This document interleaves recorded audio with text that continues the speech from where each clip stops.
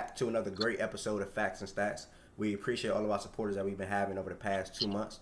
Also, if this is your first time watching, feel free to like, comment, and subscribe, and just give us feedback on how the episode was to you and how our previous episodes are to you as well.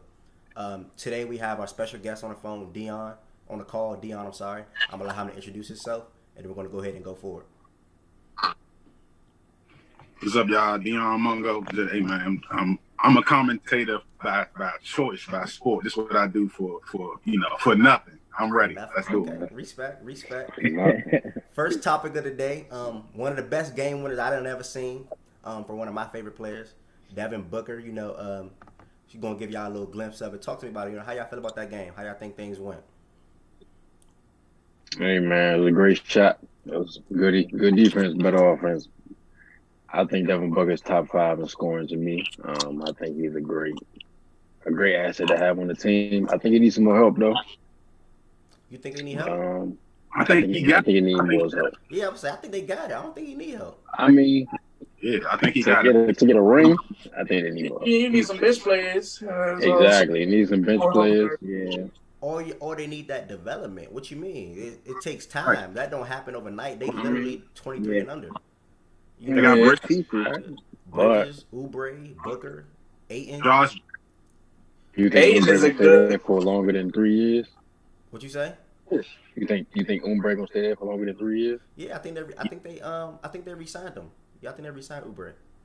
Yeah. So, they got something going. For sure. Pieces up the bench. So the way things going, they can definitely sneak in 8 seed. The way things going for them. I was just they're a game and a half behind. What you say, Kim? Oh, they missing really the point guard. You really want to see Spurs in there? I mean, coaching, leadership. You got DeMar DeRozan and Aldridge. Aldridge out though. The overtime record is 4-2. There's been a lot of overtimes in the bubble. I've been paying attention to that. So you want to see Dion? I don't know if you know, but Aldridge is out. So you want to see the Spurs in the playoffs where Aldridge not playing? I don't know. I want to see DeRozan, go to the playoffs with the Spurs. For what? You just seen that. I like DeMar DeRozan though. I think he. You got to talk about Pop. You got to keep. I think that their coaching staff and they a team. They know how to run a team. They system still. So is this about you wanting to see Pop make it or DeRozan now? I'm just trying to understand. I think DeRozan. No. I'm taking into perspective the coach. I'm saying when we talk about good coaches, we talk about Nick Nurse, we talk about them good coaches. Pop still there. No questions. I'm saying, but DeMar DeRozan can lead them to that AFC. But they ain't got enough scores to lead. They ain't leading nobody. They're a couple games behind me. DeRozan ain't leading nobody. I ain't gonna hold you. Yeah, you gotta realize if the Spurs make it the AC, they gotta battle the Lakers. They ain't got enough scores. But look how many times the Raptors. I just said I want to see them win out on this AC back. So all right. So what's your thoughts on it, Q? Well, that's a good segue into the next topic with the West race being so tight. The 9 through 12 seeds are all within a game and a half of each other. So, that 8 and 9 playing, it could really be between a bunch of different teams. The Trailblazers, Spurs, Pelicans, and Suns are all within a game and a half of each other. And the Suns being 10-0 and playing like this in the bubble, it really shows a lot of resilience because nobody was even thinking that they even would be doing all this and even have a chance to get in. Right. So, it's interesting either way. The Spurs is a team that, I feel like, don't nobody really want to see that. Yeah, that's kind of long. He made me a little upset with that. You told me you want to see the Rose. It's all orthodox. I'm thinking about experience. I'm thinking about experience in their team. I'm thinking about. Even though LaMarcus not playing, his leadership for those younger big guys is still there. So you talking about the Suns? The Suns gonna have no experience, no real leadership among people who've been in the league longer than 3-4 years. So what about Damian Lillard and the Blazers then? They got the experience. They got the leadership. I don't know why I just don't like Portland. Like their guards don't play defense. They good on offense, but I hate the fact that Portland, as good as they are offensively, I just when it comes to the playoffs, I know that they can't check nobody. I know whoever they play, their guards is gonna get cooked on the defensive side of the ball. I mean, they big men, cool. I like Melo. I would love to see Melo make it, but I just don't have no faith in their guard play on the defensive side of the ball. All right, so let me ask you a question real quick. If the Blazers to play the Spurs right now in the series, no LaMarcus Aldridge, who winning? I think Portland will win it. So why do you want to see the Spurs over Portland? Just let me know. Why do you want to see? That's not the only team that they playing. I'm saying to get into the 8 seed.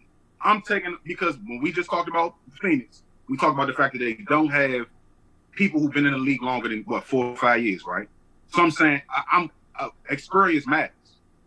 People who've been on the Spurs team have been to the playoffs. They have experience. They know how to come out on top when it matters. But see, Dion, you talk about experience and everything, and with LaMarcus Aldridge, DeRozan, they've been losing a lot. So it doesn't matter. Like they got all the experience, but still they've been losing a lot. You know how many times right now losing. So I mean, so I'm saying that's not a. I mean that everybody 31 and 29. But you know how many times DeRozan been put out. You know how many times DeRozan been put out when he was with the Raptors? Come on, man. And the one time he got traded, and everybody thought it was Kyle Lowry. Kyle Lowry and Kawhi and went to the championship and won. So it's unorthodox, but I don't have faith in New Orleans to be consistent. I don't have faith in Phoenix's defensive ability at all. Portland defensively don't have it at all.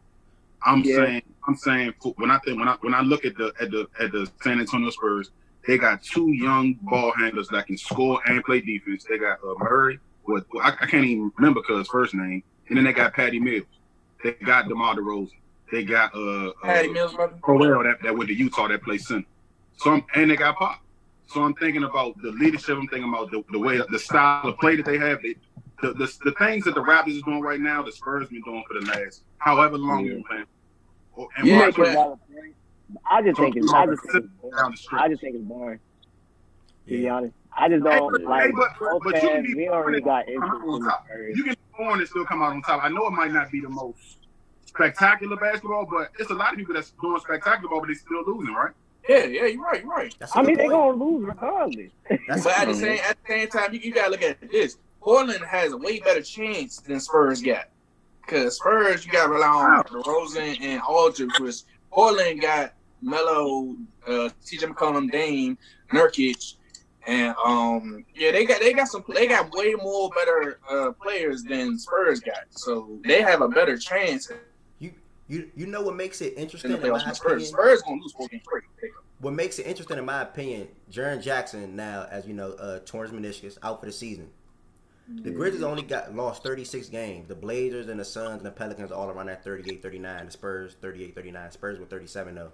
So the Grizzlies can still lose their next 5 games, and the Blazers and Spurs, or Blazers and Suns, whoever can still play that 8 and 9 spot. So we might not even be talking about who's going to get that seed or 9th seed, because they might end up playing each other anyway in a little playing tournament. If the Grizzlies were to happen to lose the rest of their games, because Jackson is a big loss. You know what I'm saying? So I don't know how they're going. And they got a tough schedule, like Q told me. So, I don't know how they're gonna pull it out. They probably just not even be that 8th or 9th seed. Honestly, it's probably gonna be the Spurs. They really might, because they got a real tough schedule. Yeah. So people gotta really consider that. So honestly, the big thing is, I'm trying to figure out how the Clippers lost to the Suns. So the Clippers, Leonard and Paul George, they played 35 minutes plus.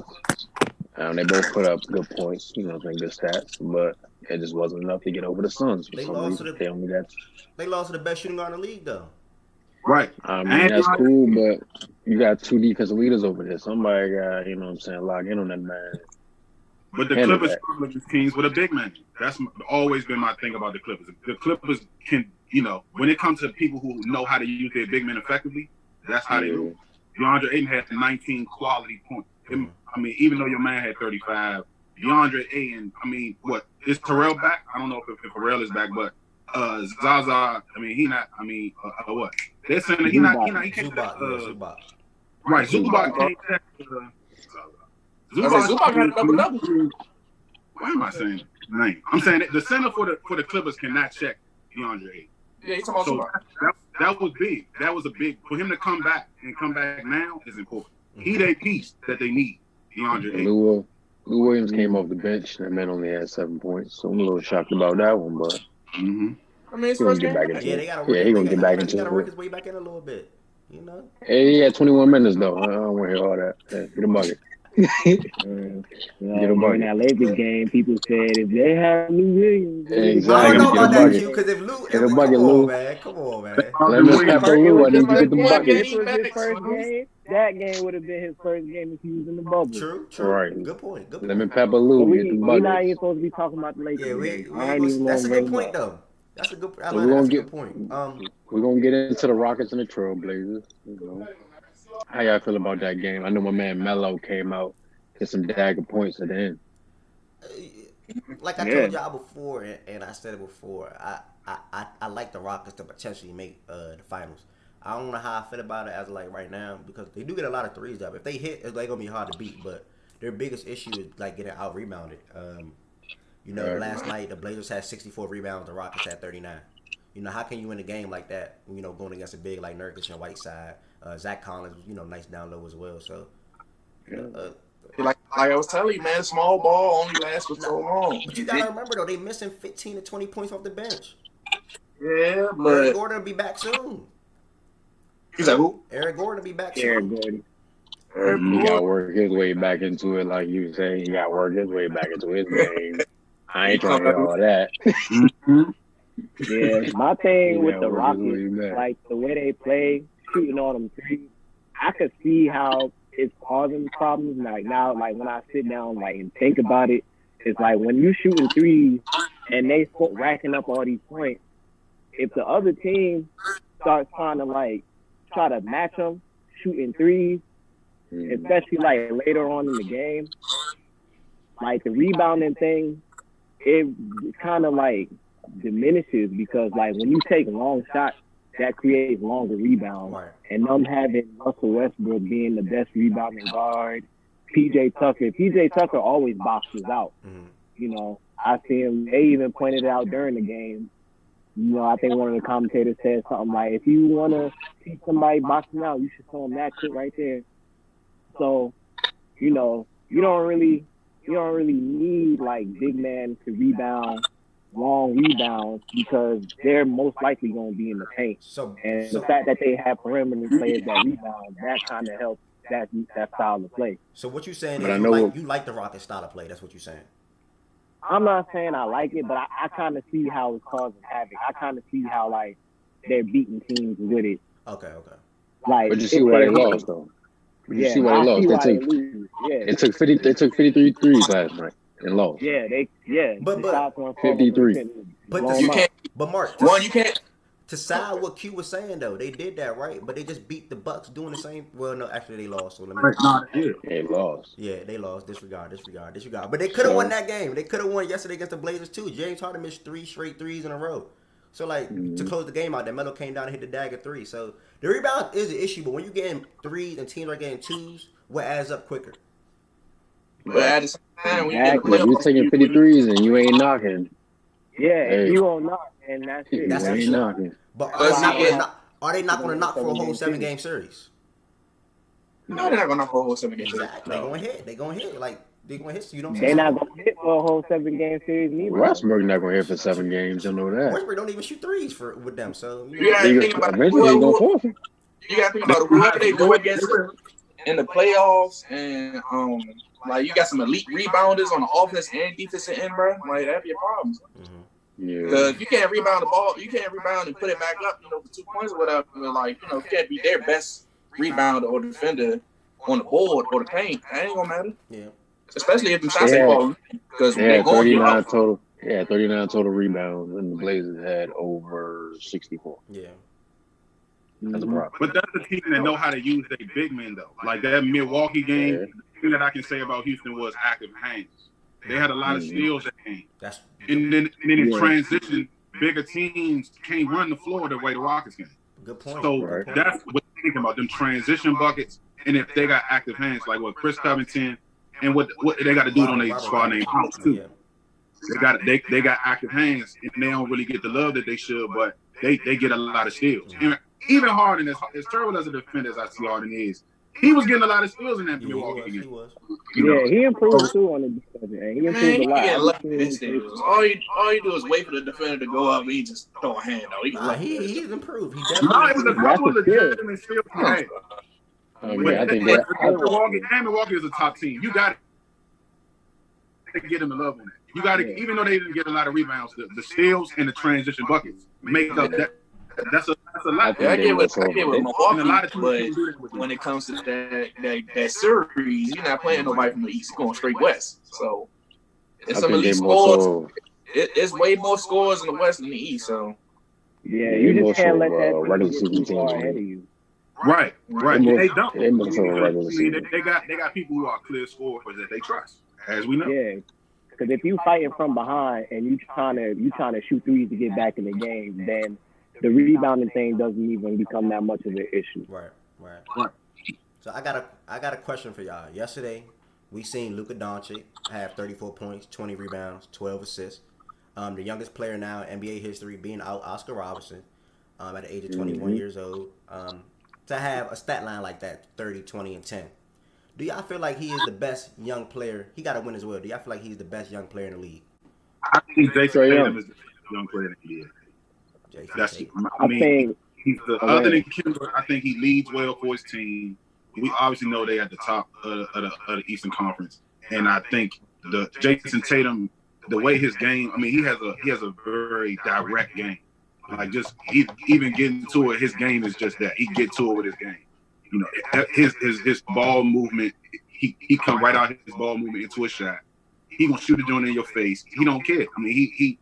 The things that he does. He can be double covered and sidestep and shoot a three in the team face. I think it's him and Luka, 1 and 2 or 1A, 1B in my opinion. Yeah, I might have to scratch Trae Young. I forgot Jason Tatum is out there, so I might have to say Tatum for sure. I got Luka for me. Respect. I got Luka. I like his game. He got a lot of finesse. Yeah, a lot of finesse. And he working on his defense too. He already got it in the offense with assists and all that. But like defense, he's slightly getting better with that too. So he keep that up. And then you gotta take account that he wins games. That he's the best player on the team. Like exactly.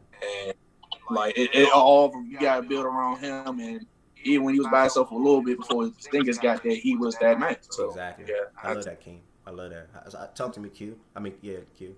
I think Jason Tatum is more valuable within his role. I feel like I know they both the leading scorers of their team, but like Luka, more of the game runs through him, which is why like a lot of his, that's why he has those crazy numbers where he's getting 30 and 30-point triple doubles and whatnot. But my thing, like what I see in Jason Tatum, I kind of see like it's kind of like he even go back to his rookie year, and he led that young squad all the way to the Eastern Conference Finals and took LeBron to 7 games. And then Jason Tatum being more of a two-way threat, I think Tatum is kind of more valuable within his role. So I feel like Luka can always get those stats, but I don't see him like Luka's not finishing the games like we want Jason Tatum to. Jason Tatum is getting game winners, you know what I'm saying? Luka plays on a team with 1 All-Star, while Jason Tatum plays on a team with 4. That's what I was going to get to. Hayward, Jaylen Brown. And he separated himself. Yeah, but he still separates himself from getting buckets, though. Exactly. They all get buckets. Luka. Who? I'm not, but Jason Tatum gets way more buckets than Brown and Smart. I'm advocating for Luka. I'm saying Luka only has 1 other All-Star that helps him to share the ball with. Basically. Right. He's ball down. He's ball down. Tatum get 37 on a team with 3 other All-Stars. Right, and he ball down the double team and cook them. He different. So y'all don't think that can make the game easier for somebody? If you playing with multiple good players that can average over 18 plus?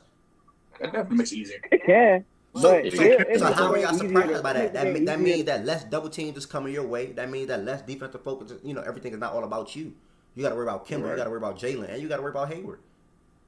But just like for a team that has that many All-Stars, if everybody having an off night, or if you balling, you got somebody to pick you up. you got somebody that'll add when you like if Al Horford ain't doing it, Jaylen Brown gonna get it. If Jaylen Brown don't got it, Kimba gonna have it. So I think you can use that logic from both sides. You can say, you won't have as many double teams, but if you slum it, I know that I can put more attention on this person because they kill him. Okay. And when Jason Tatum get double, he still cook double team. He's still dunking on people. He's still dunking on, people who are known as shot blockers and, hitting jumpers in people's face. I mean, his game is just different. It's different. Yeah. I ain't taking nothing away from Luka. He's a great player. He's a great player, but he just don't finish what I want him to do. I was about to say, because if Luka don't ball out, Mavericks don't ball out. Exactly. Luka's that whole team for real. Because that's why he gets all the rebounds. That's why he gets all the rebounds. Why he gets all the assists. Come on, man. He's the ball dominant player on that team, so he's going to have the ball most of the time to get assists, to get rebounds. Just like Russell Westbrook. Exactly. The thing with Luka is the argument for Luka's case most of the time revolves around these crazy stat lines he's putting up. But if Luka had, the stars on the team that Jason Tatum had, I don't even think the discussion would be more tight because Luka would be putting up these ridiculous stats. So I'm not taking anything away because it's amazing what he's doing, especially being a second year in the league.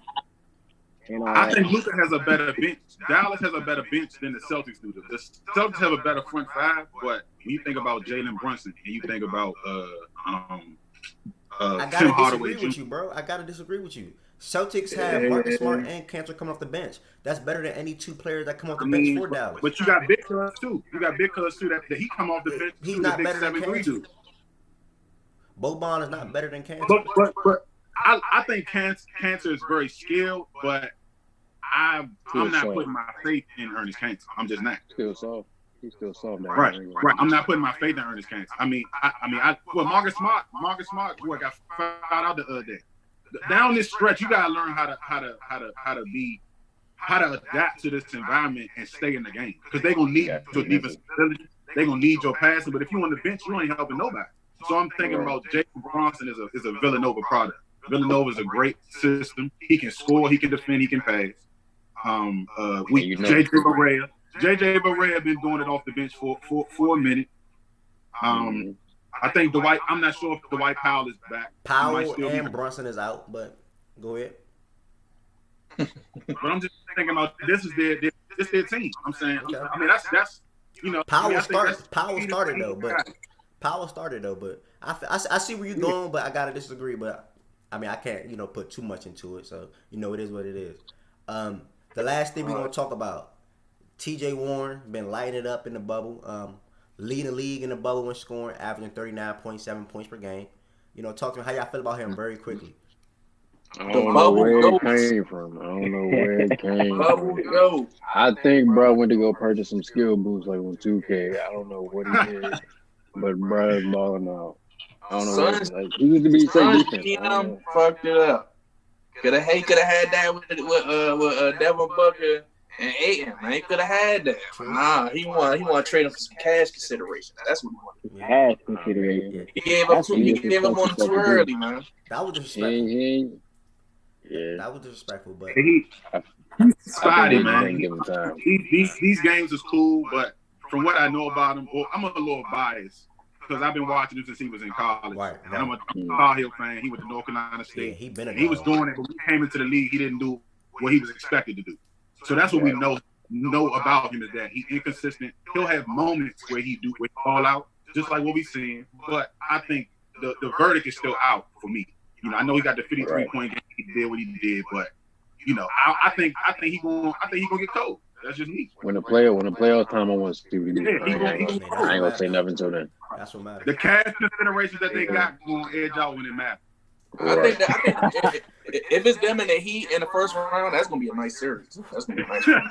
Yeah, I like that. He got. Oh yeah. That's the pressure. That's the pressure right there. Ombre. So I'm taking Kelly Ombre over Warren any day for the week. So That's the pressure right there versus Jimmy It Butler. seems like he was worth every penny. Work. I'm just glad he put 53 on the Sixers. I'm glad he put 53 on the Sixers, though. Oh, he gonna drop 30 on Jimmy. First round. Right, no. Nah. He gonna drop 30 on 30 in Jimmy. the first game. 30. That's some vendetta. 30. You call him the GOAT already? That's going to deck him right there. 30. Bubble goat, man. Can't praise him. Can't praise him. Can't praise him. Got to. You can't praise him. Can't praise him too early.